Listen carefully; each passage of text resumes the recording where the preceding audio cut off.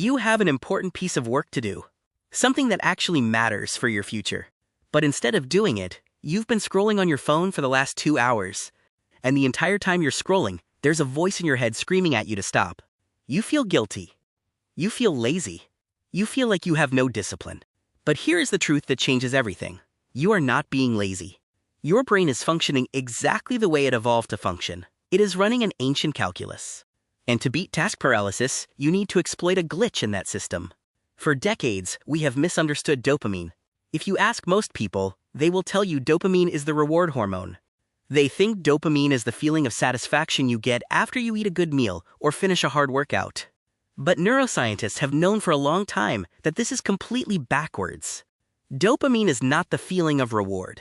It is the feeling of anticipation. It is the craving. In evolutionary terms, dopamine is what got our ancestors out of the cave to go hunt. It's the drive. When a rat in a cage sees a light turn on that signals food is coming, its dopamine spikes before it gets the food. When it actually eats the food, the dopamine levels drop. The pleasure of the reward is mediated by other chemicals. Dopamine is about motivation. It's the chemical of more. And your phone has hijacked this system perfectly. Social media apps are designed as variable ratio reward schedules. Every time you swipe, you might see something boring, or you might see something amazing. Your brain doesn't know what's coming next. And that uncertainty creates a massive continuous spike of dopamine. Now, compare that to the important work you need to do. Writing an essay, doing your taxes, going to the gym. Your brain looks at that work and does a rapid, subconscious calculation. It calculates the friction. Friction is the amount of mental or physical energy required to start a task. And hard work has immense friction. Plus, the reward is delayed. You won't feel good until hours, or maybe weeks, later. So your brain looks at the phone, zero friction, high instant dopamine. And it looks at the work, maximum friction, delayed dopamine. And it chooses the phone, every single time. It is a biologically rational decision.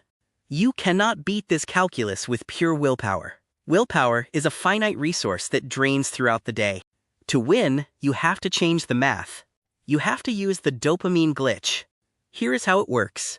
Task paralysis happens because you are staring at the entire mountain of work. Your brain calculates the friction of doing the whole thing. Writing a 10-page paper, going for a 5-mile run. The glitch is to completely lie to your brain. You must shrink the friction to an infinitesimally small size. You don't commit to writing the essay. You tell yourself you are only going to open the laptop and write a single sentence. You don't commit to a 5-mile run. You tell yourself you are only going to put on your running shoes. You make the task so laughably small, so incredibly low friction, that your brain's resistance drops to zero. And this is the crucial part. You give yourself genuine permission to stop after that first step. If you put on your shoes and you really don't want to run, you take them off. But here is the secret. Once you start, the calculus changes entirely. In psychology, there is a phenomenon known as the Zeigarnik effect.